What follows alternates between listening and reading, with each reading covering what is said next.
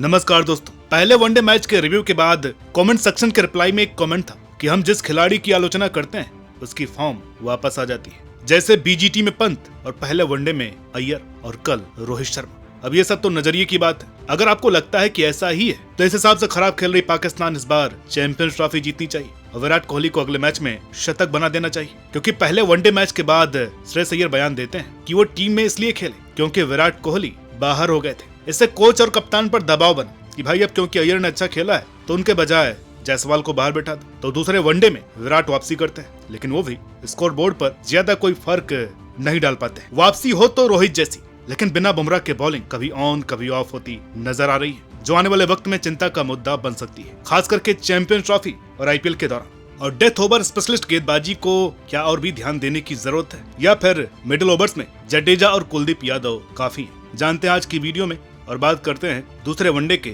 Outcomes की। पहले one day को आराम से जीतने वाली भारतीय टीम की नजर दूसरे वनडे को जीतकर सीरीज कब्जाने पर थी। एक जीत ने क्या क्या रास्ते खोल दिए और क्या अभी बिना बुमराह के भारत जीत सकता है, देखते हैं। इंग्लैंड ने टॉस जीतकर जब बैटिंग चुनी तो यहीं से असल गड़बड़ शुरू हुई, क्योंकि पिच ड्राई थी और ब्रेक हुई थी, जिससे स्पिनर्स को मदद मिलनी तय थी। साथ ही शाम के वक्त ड्यू का अंदेशा भी था, क्योंकि यहाँ तापमान 32 से 19 पहुंच गया, जिसकी वजह से ड्यू जल्दी सेट हो गई और 8:30 के बाद गेंदबाजों के लिए गेंदबाजी करना वास्तव में मुश्किल हो गया था। अब ये गलती इंग्लैंड की है कि पहले मैच के बाद पिच कंडीशन और ड्यू कंडीशंस को पढ़ नहीं पाए। इंग्लैंड ने अच्छा स्टार्ट किया, अच्छी बैटिंग जरूर की, लेकिन जैसे बीच में पिच पर बॉल फंसना शुरू हुआ तो जडेजा की गेंदबाजी वास्तव में इंग्लैंड टीम के लिए मुश्किलें पैदा कर गई और इंग्लैंड ने कहीं न कहीं 60 से 70 रन कम बनाए। बात करें भारत के बॉलिंग की तो शमी और हर्षित राणा ने शुरुआती ओवर्स में अच्छी खासी स्विंग दिखाई और उसके बाद तो रोहित शर्मा की कप्तानी की तारीफ करनी होगी। उन्होंने सही वक्त पर स्पिनर्स को गेंदबाजी करने के लिए डाला और जडेजा की बॉलिंग दिखाती है कि भाई तजुर्बा आखिर तजुर्बा होता है। हालांकि आखिरी के 7 से 8 ओवर में भारतीय गेंदबाजी इतनी अच्छी नहीं रही, लेकिन सबको पता था कि शाम को ओस पड़ने वाली है तो चेज करना आसान होगा। भारत ने बल्लेबाजी करते वक्त कोई जल्दबाजी नहीं दिखाई। अपने फुटवर्क की कमजोरी की बदौलत आउट हुए जा रहे रोहित शर्मा ने इस बार प्लानिंग से बैटिंग की और गैर जरूरी शॉट मारने से खुद का बचाव किया। रोहित शर्मा ने आज ऐसा तूफानी प्रदर्शन किया कि स्टेडियम में आतिशबाजी जैसी हो गई। कटक में दर्शकों ने पटाखे जलाकर उनका स्वागत किया। अब ये पारी सिर्फ रन बनाने की नहीं थी, बल्कि उनके खोए हुए आत्मविश्वास की वापसी थी। विराट कोहली भले ही जल्दी आउट हो गए, लेकिन रोहित शर्मा ने शानदार शतक जड़कर भारत को लक्ष्य तक पहुंचाया और टीम को 4 विकेट से जीत दिलाई। इस मैच से पहले रोहित और विराट की फॉर्म पर सवाल उठ रहे थे, कप्तानी का दबाव भी था, लेकिन रोहित ने किसी भी मोड़ पर ये नहीं दिखने दिया कि वो संघर्ष कर रहे हैं। उन्होंने अपने क्लासिक अंदाज में 119 रन बनाए, जिसमें 90 गेंदों में 12 चौके और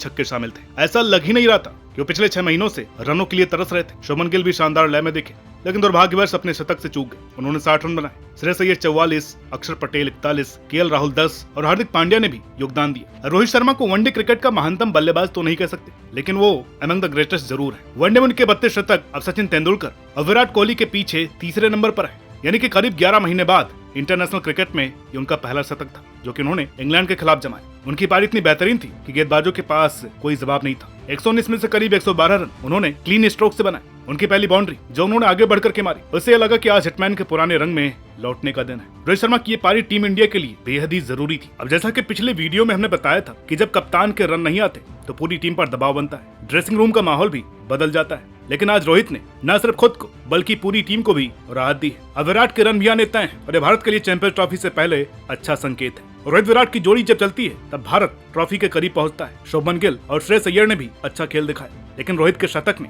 टीम के अंदर एक नई ऊर्जा भर दी है। इस मैच में एक और महत्वपूर्ण बदलाव दिखा। अक्षर पटेल की बल्लेबाजी का क्रम अब लगभग ये तय हो गया है कि नंबर 5 पर खेलेंगे। T20 वर्ल्ड कप में भी उन्होंने दबाव में शानदार पारियां खेली थी और वनडे में भी टीम को स्थिरता दे रहे हैं। अक्षर पटेल की सबसे बड़ी खासियत यह है कि वो किसी भी पोजीशन पर बल्लेबाजी कर सकते हैं और अपनी जिम्मेदारी समझते हैं। उन्होंने आदिल रशीद जैसे खतरनाक स्पिनर को बेअसर कर दिया और मैच खत्म करके ही लौटे। इसका एक और फायदा है left hand right hand combination. Bharat के पास टॉप ऑर्डर के सारे बल्लेबाज दाएं हाथ के, ऐसे में अक्षर पटेल का 5वें पर उतरना टीम को एक वैरायटी भी देता है। ये काम आप सुंदर से भी करवा सकते हैं, लेकिन अक्षर यहाँ पर कहीं न कहीं सुंदर से आगे हैं। विराट कोहली की चोट ने टीम इंडिया को नई राह दी। पहले तय नहीं था कि शुभमन गिल ओपन करेंगे या फिर नंबर 3 पर आएंगे, श्रेयस अय्यर को जगह मिलेगी या नहीं, लेकिन पहले मैच में विराट के बाहर होने से संयोजन स्पष्ट हुआ। रोहित शर्मा और Shubman Gill opener, Virat Kohli number 3, Shreyas Iyer number 4, अक्षर Patel number 5, KL Rahul number 6, Hardik Pandya number 7। अब ये देखना होगा विराट की फॉर्म में वापसी के बाद भी ये संयोजन रहेगा या फिर बदलाव होंगे। टीम इंडिया के लिए सबसे महत्वपूर्ण बात यह है कि बड़े टूर्नामेंट में रोहित शर्मा और विराट कोहली जैसे अनुभवी खिलाड़ियों का फॉर्म में रहना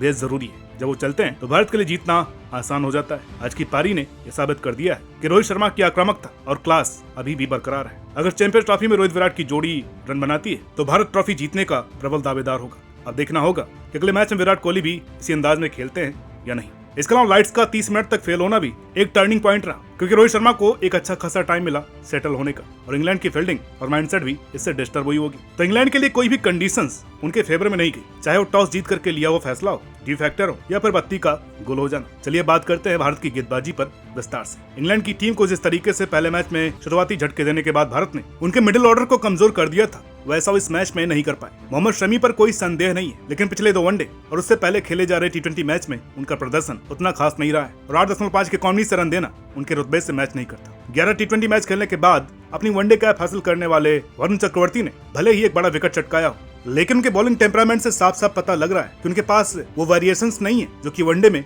उनको सफल स्पिनर बना सके। इसलिए अगर उनको चैंपियंस ट्रॉफी की टीम में शामिल करने की बात की जा रही है तो लगता नहीं है कि वो उसके काबिल है, क्योंकि जिस तरीके की लेंथ वाला लगातार हिट किए जा रहे थे उससे बल्लेबाज के लिए आसान होता है सिंगल और डबल निकालना, और इंग्लैंड के बल्लेबाजों ने वही किया। वैसे भी अगर आप वरुण चक्रवर्ती को 5 या 6 की इकॉनमी से खेल रहे हो तो आप ही फायदे में। जब पिच पर गेंद ग्रिप कर रहा हो तो गेंदबाजी कैसे की जाती है वो जडेजा और कुलदीप यादव से सीखा जा सकता है। हालांकि इस मैच में कुलदीप को मौका नहीं मिला, लेकिन जडेजा ने ग्रिप कर रही पिच पर अच्छी खासी बॉलिंग की और जो 3 सफलता उन्होंने हासिल की है उनमें अगर आप खासकर जो रूट का विकेट देखें तो आपको पता लगेगा कि क्यों ऐसी पिच पर एक क्विक आर्म स्पिनर की जरूरत होती है। इस मैच से एक बात तो साफ नजर आ रही है कि भारत कितनी भी अच्छी गेंदबाजी कर ले, लेकिन रोहित शर्मा की कप्तानी और उनकी बल्लेबाजी अकेले आपको टूर्नामेंट नहीं जिता पाएगी। इसलिए आपको जसप्रीत बुमराह जैसा एक्स फैक्टर जरूरी है, जिनके चांसेस थोड़े कम लग रहे हैं चैंपियंस ट्रॉफी खेलने के। इसका मतलब यह है कि भारत को अपने गेंदबाजों की बजाय अपने बल्लेबाजी से हाई स्कोर बनाने होंगे ताकि बॉलर्स को एक क्वेश्चन मिल सके, और इसके लिए जो भी जरूरी हो वो रिक्वायरमेंट लगभग पूरी हो चुकी है। हर बल्लेबाज फॉर्म में है, बस विराट कोहली और लोकेश राहुल का टच में आना बाकी है। और जहां तक लगता है कि भारत इसी गेंदबाजी लाइनअप से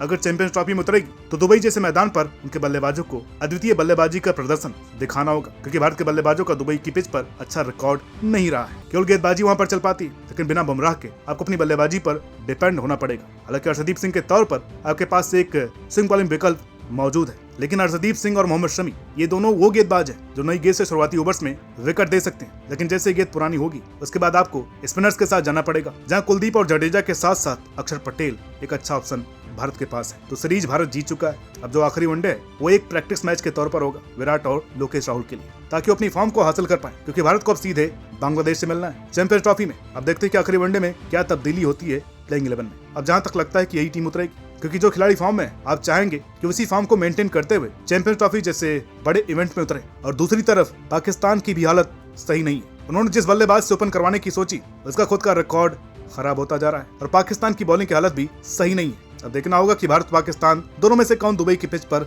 बाजी मारता है, क्योंकि दुबई में पाकिस्तान को हराना थोड़ा सा मुश्किल होगा भारत के लिए। अब जैसी गेंदबाजी बिना बुमराह के भारत कर रहा है वो उतनी किफायती नहीं दिख रही, और अगर बुमराह चैंपियंस ट्रॉफी में उतरते हैं तो निश्चित तौर पर पाकिस्तान और बांग्लादेश के लिए एक चुनौती होगी। और अगर आप चाहते हैं कि पाकिस्तान की ट्राई सीरीज पर एक वीडियो बनाई जाए तो कमेंट कीजिएगा, हम इस पर एक डेडिकेटेड वीडियो जरूर लेकर के आएंगे। बाकी हमारे गिव अवे का रिजल्ट जल्दी आने वाला है, तो मिलते हैं आपसे अगली वीडियो में। तब तक के लिए नमस्कार।